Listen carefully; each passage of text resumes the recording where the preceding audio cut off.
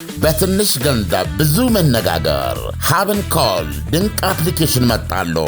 የኢንተርኔት አገልግሎት አለመኖርም ሆነ ተጠቃሚ አለመሆን እንዲሁም ርቀት ሳይበግረው ዘመድ ወዳጅ የያዘው የሞባይል ስልክ ላይ ሁሉ ያለ ችግር ሰተት ብሎ የሚደርስ የልብ የሚያስተነፍስ መተግበሪያ ሀብን ኮል።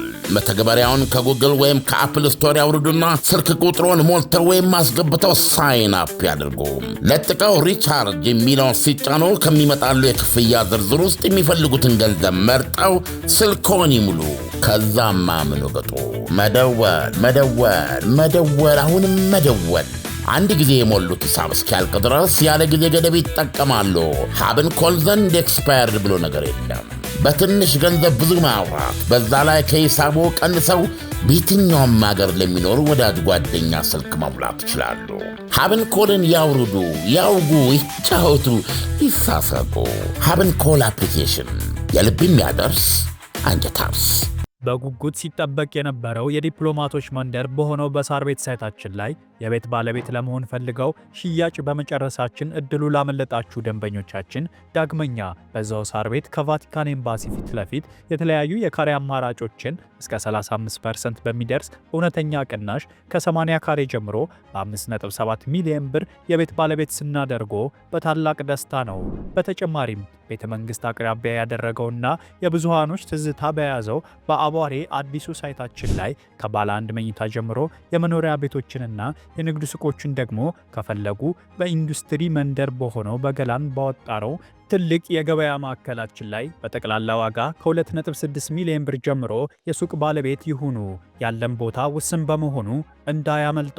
ለበለጠ መረጃና ለሳይት ጉብኝት ከታች በምናስቀምጠው ስልክ ይደውሉ።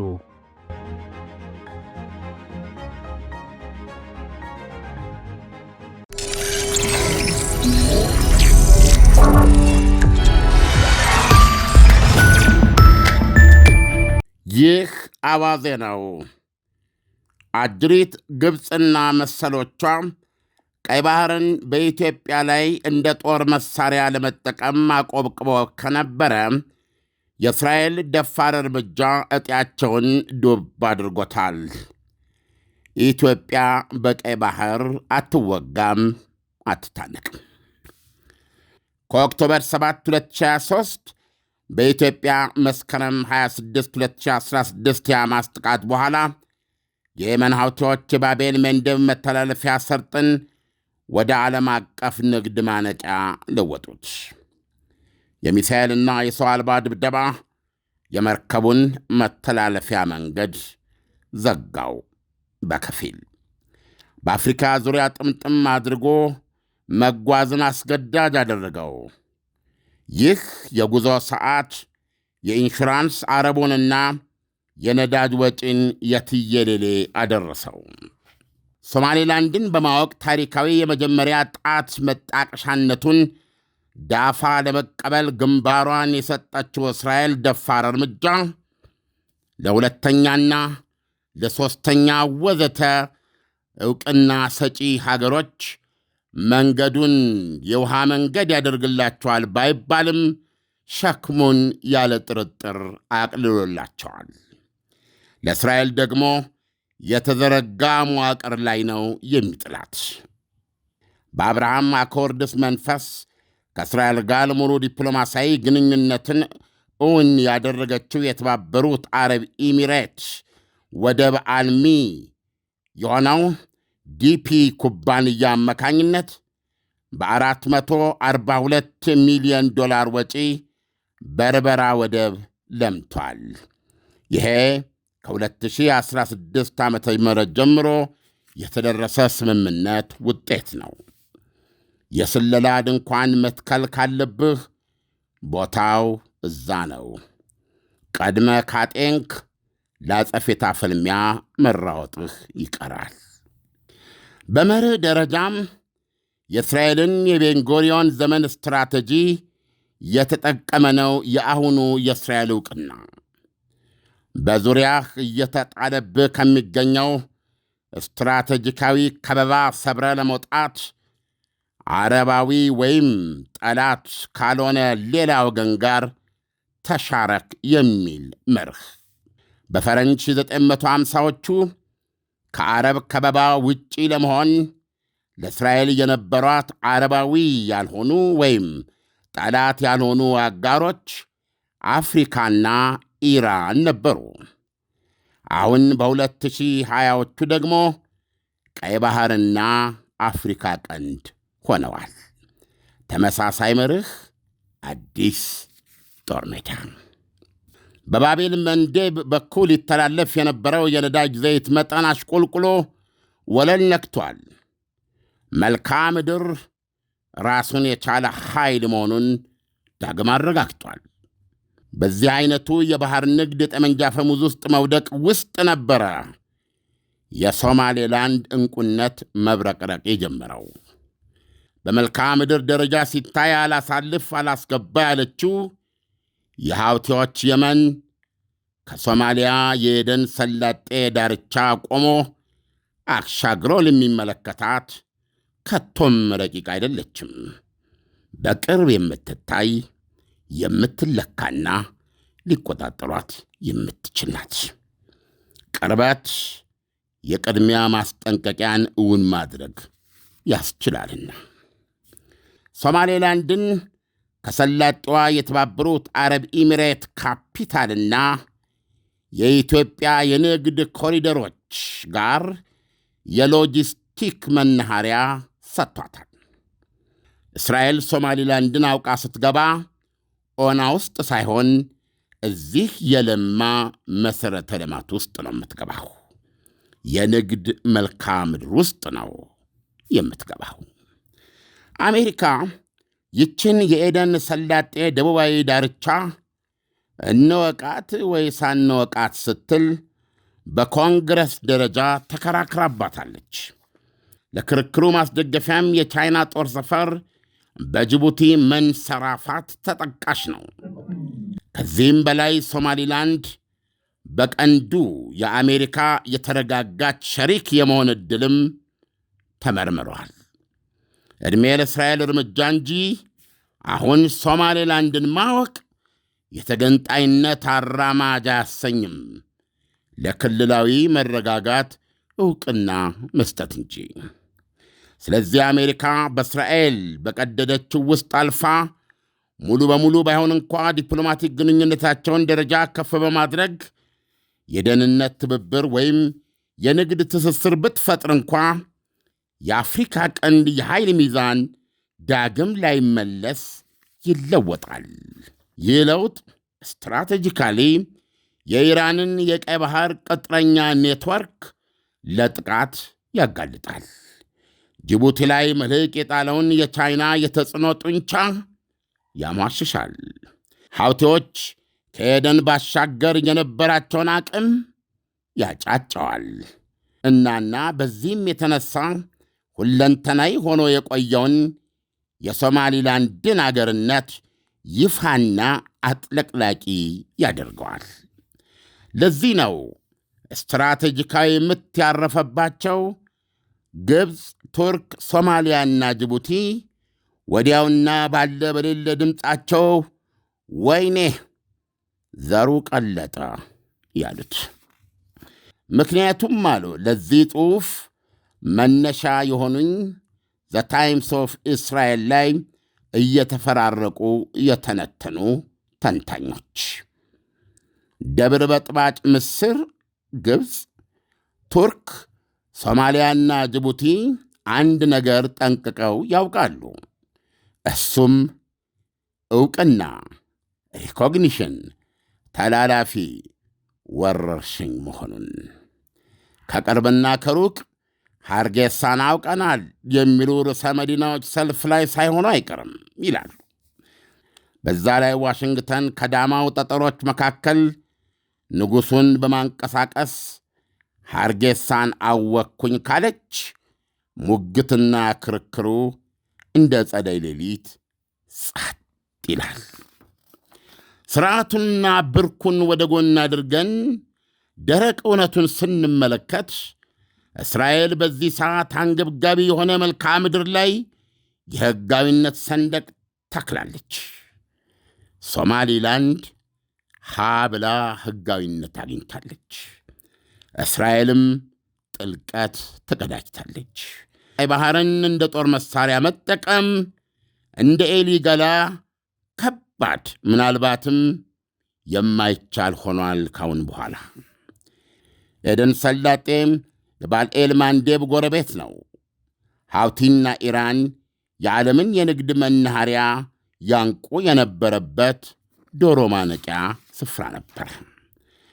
እስራኤል እዚህ ዶሮ ማነቂያ ጉረኖ መተላለፊያ ላይ አገር አገኘች ማለት የስለላና ቅኝት እንደማይተኮስባት አድርጎ መበገር የሚያስችል ዲተረንስ አገኘች ማለት ብቻ ሳይሆን ከሰላጤው በስተደቡብ በባቤል ማንዴብ ላይ ያደፈጠ ጠላት እየቃጣ ላለው ሳይሆን ሊቃጣ የሚፈልገውን አደጋ ከሐሳብ ወደ ተግባር ሳይለውጥ አቀድሞ አስቦና ጢኖ ሳይወለድ መግደልን ችሎታም ያጎናጽፋታል።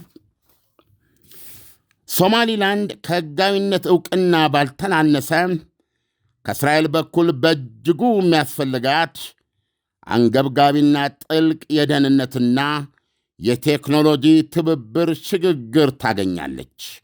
ስለዚህም ትታጠቃለች።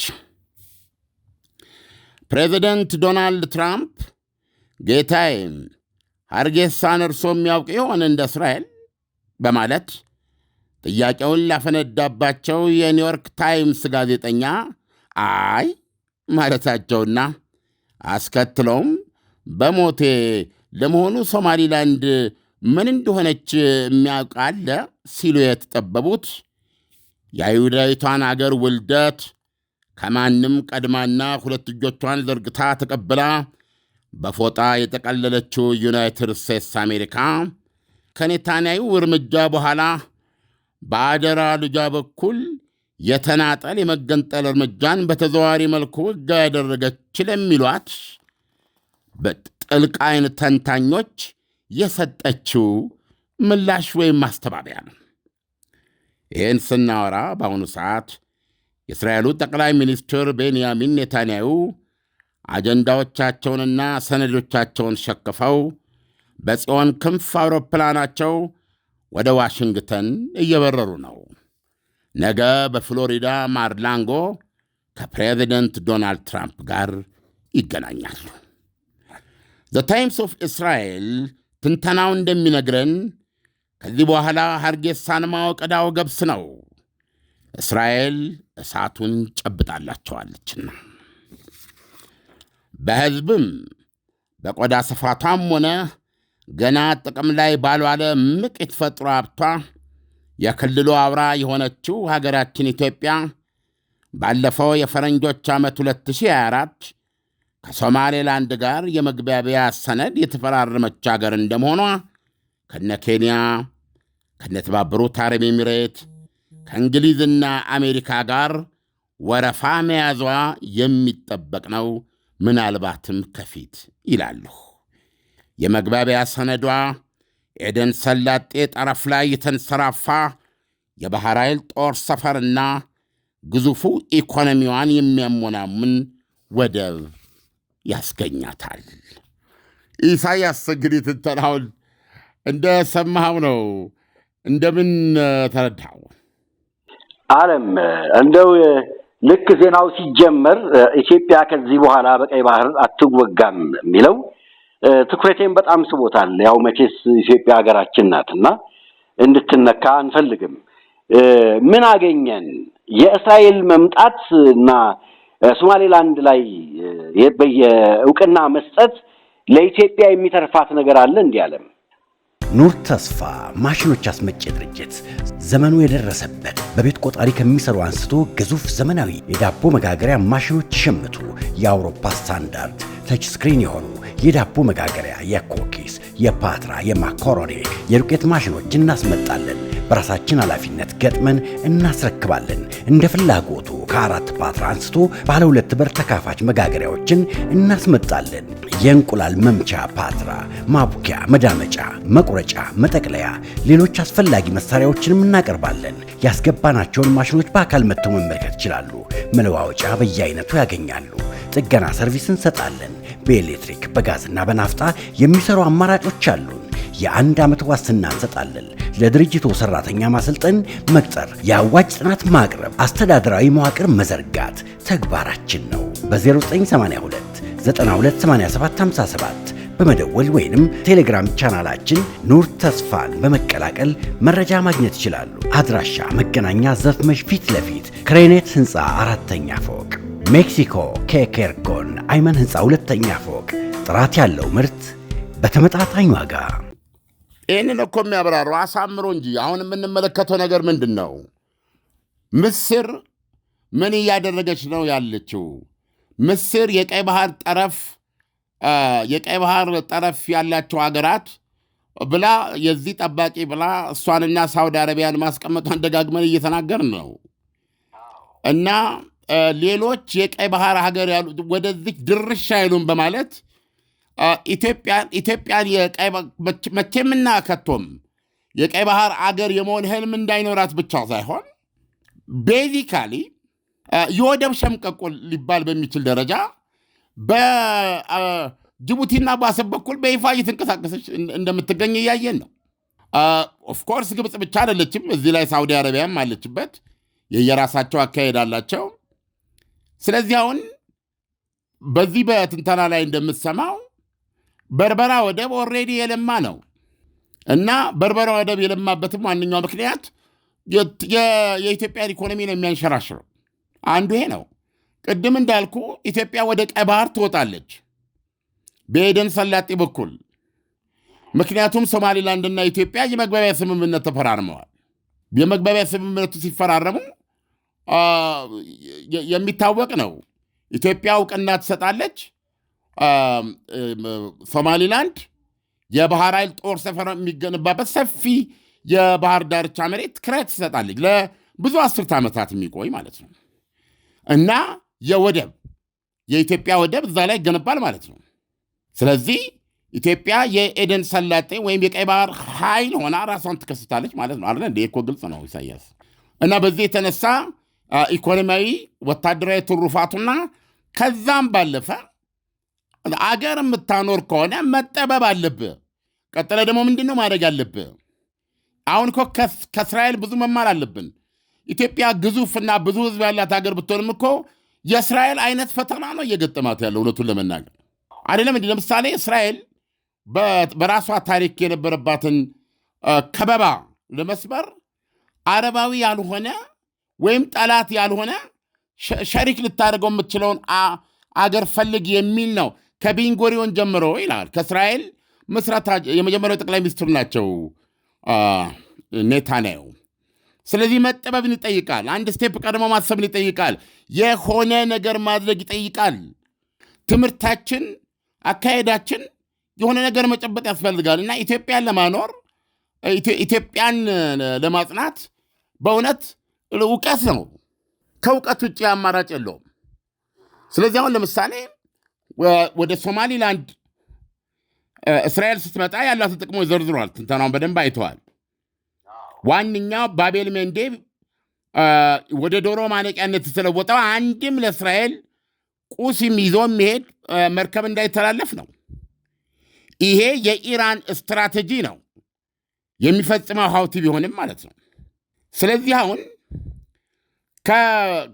ከእስራኤል 8 እና 20 የጦር ጀቶች እያበረርክ ከምትመክት ይልቅ ከሶማሊላንድ ኤደን ሰላጤ ዳርቻ ላይ ቆመ ሀውቲዎች ምሳ ሲበሉ ቁርስ ሲበሉ በደንብ ማየት ይችላል። ስለዚህ ይሄ በግልጽ የሚታይ ወታደራዊ ጠቀሜታ አለው እና እስራኤል በዚህ በኩል ይህን ስታደርግ፣ ሶማሊላንድ ደግሞ ትልቅ ነገር ነው የተነገረው። ሴኩሪቲ፣ ደህንነት እና ቴክኖሎጂን ከእስራኤል ታገኛል ይችላል። ያ ሴኩሪቲ ምንድን ነው? ሴኩሪቲ ብዙ ነገር ነው። ሴኩሪቲ ጠላትን ማወቅ፣ የጠላትን ሐሳብ መከታተል፣ መተንበይ እና ሳይወለድ መቅጨትን ሁሉ ያጠቃልላል። በብዙ የቴክኖሎጂ መሳሪያዎች የተደገፈ በብዙ ስልጠናና እውቀት መሳሪያ ማስታጠቅንም ይጨምራል ማለት ነው። ኖ ጀስት ኖ ካላሽንኮቭ ትከሻ ላይ ማገልደም ብቻ አይደለም፣ ከዛ ያለፈ ይሄዳል። እንደ ሶማሊላንድ ልትጠቀም በምትችልበት ደረጃ የዛች ሀገር ልጆች የዛች ሀገር ወጣቶች እስራኤል ልትሰጣቸው የምትችለውን ሴኩሪቲ ሲባል ስለላም አለ፣ ክትትል አለ፣ ማዕት ነገር ያጠቃልላል። እና እነዚህን ነገሮች በተሳካ ሁኔታ እንድታካሄድ የሚያስችሉ የቴክኖሎጂ ውጤቶች። ስለዚህ ይሄ ለሶማሊላንድ ኢንዲስፐንሰብል ነው እና እንዲህ አይነት ነገር ነው የምታየው። ስለዚህ እኔ ብዙ ጊዜ ማምነው እኔ እንደውም ኢሳያስ አንድ ጊዜ እኔ እንደውም ኢትዮጵያ የተለዩ ብራይት የሆኑ ልጆችን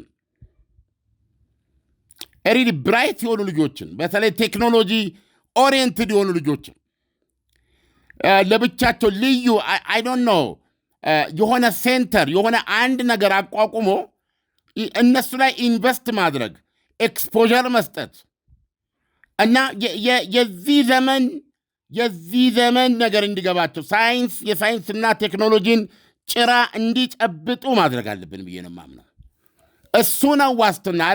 አለበለዛ እንደ ምስር ያሉ ሀገሮች ጢባ ጥቤ መጫወቻ ነው የሚያደርጉት። ኢሳያስ ጥያቄ መቀጠል ትችላል። እንግዲህ ከአሁን ቀደም ኢትዮጵያ ለሶማሌላንድ እውቅና ሰጣለሁ የሚል ጫፍ ተሰምቶ በነበረበት ጊዜ እንደምታሳውሰው ግብጽ እና ቱርክ በከፍተኛ ሁኔታ ተንቀሳቅሰው ነበረ። እንዲያውም ቱርክ መርከቦቿን ወደ ሶማሌ ማቅረብ ጀምራ እንደነበር ይነገራልና በቱርክ አደራዳሪነት ነው አንዳንድ ነገሮች የቀሩት። አሁን እስራኤል ይሄንን አይነት ዋስትና ስትሰጥ እስራኤል ኢትዮጵያ የገጠማት አይነት ተግዳሮት ሊገጥማት ይችላል ወይስ እስራኤል ራሷን በጦር አቅም ያደራጀችና ከፍተኛ ደረጃ ላይ የደረሰች በመሆኗ እንደዋዛ ብድግ ብለው መናገር የማይችሉበት ሁኔታ ላይ ሊደርሱ ይችላሉ ወይ? ዳና የውስጥ እግር ማሳጅ የረኩበትንና ጥቅሙን በሚገባ ያጣጣሙበትን አገልግሎቱን በማስፋፋትና በማሳደግ እነሆ ሁለተኛ ቅርንጫፉን ከፈተ። ዳና በአዲሱ ቅርንጫፋችን ሙሉ የማሳጅ ስቲም፣ የሳውናና የሞሮኮ አገልግሎት መስጠት ጀምረናል። ለቤተሰብ ለጥንዶችና ለሙሽራዎች ከነሚዜዎቻቸው ዳና ማለፊያ ምርጫ ነው። ዳና ቁጥር 1 ብስራተ ገብርኤል አፍሪካ ህንፃ 3ኛ ፎቅ። አዲሱ ቅርንጫፋችን ቡልጋሪያ ማዞሪያ በግዙፉ ድሪም አፓርትመንት። ዳና። ተግዳሮት ይኖራል ምንጊዜም። ተግዳሮት የማይኖርበት የሞተ ብቻ ነው። ኢትዮጵያ የመግባቢያ ሰነድ ብትፈራረምም ይህንን እርምጃ አልወሰደችም። ነገር ግን እስራኤል ወስዳለች። ስለዚህ እስራኤል በመውሰዷ እንዳልኩ ሪኮግኒሽን እውቅና ሰደድ እሳት ነው ብለዋል። አሁን የተለያዩ የዓለም ከተሞች አርጌሳን ለማወቅ ተሰልፈዋል። የሁሉንም ኃጢአት የተሸከመችላቸውን እስራኤል ናት። ከዚህ በኋላ ኢትዮጵያ ብቻዋን ተነጥላ አላውቅም። ያውም ተመልከት እንግዲህ ከህልውናዋ ጋር የተያያዘ ቀይ ባህር ላይ የመውጣት ኤግዚስተንሻል የህልውና ጥያቄ በገጠማት ሰዓት እንኳ አላደረገችውም ኢትዮጵያ። አሁን እስራኤል አደረገችው። ከዚህ በኋላ ኢትዮጵያ ባለማድረጓ የሚመጣ ለውጥ ምንድን ነው? ኬንያ ስታደርገው ምንም ማይሆን፣ ኢትዮጵያ ስታደርገው ታምር የሚሆነው ለምንድን ነው? አንለስ የግብፅን ከበሮ የምንመታ ካልሆነ በስተቀር። ስለዚህ ኢትዮጵያ ከዚህ በኋላ ለሶማሊላንድ እውቅና መስጠቷ የሚጠበቅ ነው፣ መሆንም ያለበት ነው። ይሄ መሆኑ ደግሞ በተጨባጭ የባህር ጠረፍ የባህር ኃይል መውጫ የጦር ሰፈር ማሰልጠኛ መርከቦችን የምትመራበት ሄድኳርተር የምታቋቁምበት ማዕከል ያሰጥሃል።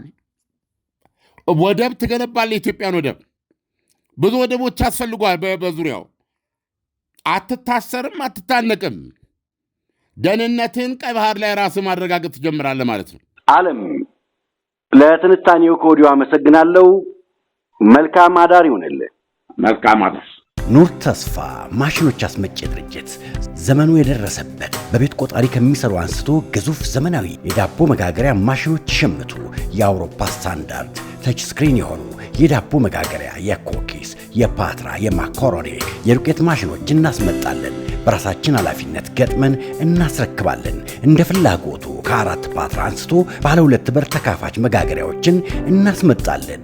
የእንቁላል መምቻ ፓትራ፣ ማቡኪያ፣ መዳመጫ፣ መቁረጫ፣ መጠቅለያ፣ ሌሎች አስፈላጊ መሳሪያዎችንም እናቀርባለን። ያስገባናቸውን ማሽኖች በአካል መጥተው መመልከት ይችላሉ። መለዋወጫ በየአይነቱ ያገኛሉ። ጥገና ሰርቪስ እንሰጣለን። በኤሌክትሪክ በጋዝና በናፍጣ የሚሰሩ አማራጮች አሉን። የ1 ዓመት ዋስትና እንሰጣለን።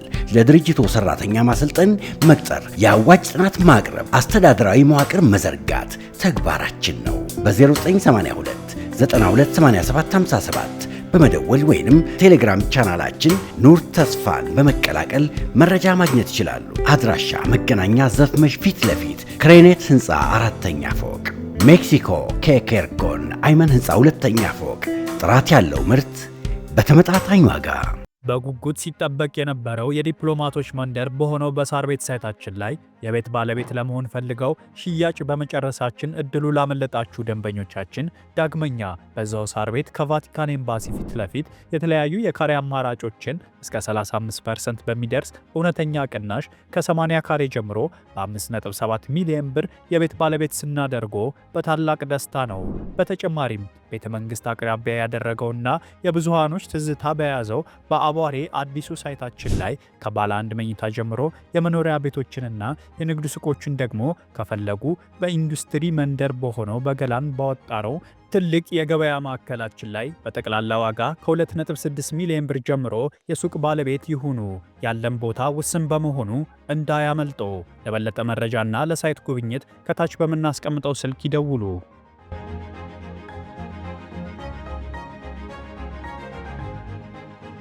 ምርትና አገልግሎቷን በአዋዜ ላይ ያስተዋውቁ። ለጥራች እንታመናለን። በስልክ ቁጥሮቻችን ይደውሉልን። አዋዜ ዓለምነህ ዋሴ ዜና